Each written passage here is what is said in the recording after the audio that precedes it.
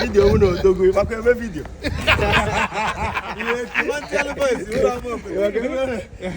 Video. I'm going China video. Because you watch our camera international.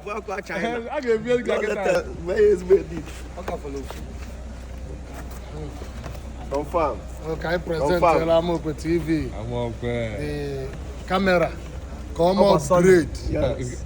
Come upgrade. Come upgrade. Confirm.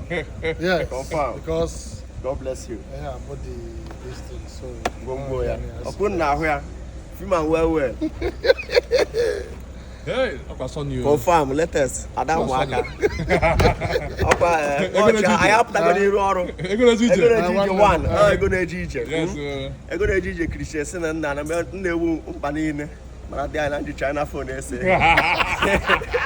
So now I get a memo upgrade. Just so full cocoa. I met a camera.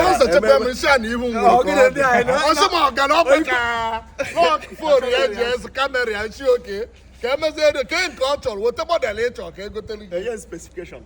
Oh, yeah, specification. I got it. I'm direct from company. I go and can you marshal. I actually now want to money.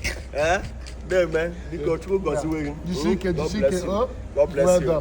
He more money. I teach me well. Do my organization. Make well. It took a goes to go more and more. And I wish you more good health and prosperity. On whom I be able to Amokwe. No one in any bonine. And I should them. And I should buy Amokwe late. Kishi. I don't want to buy. And I can. God bless you.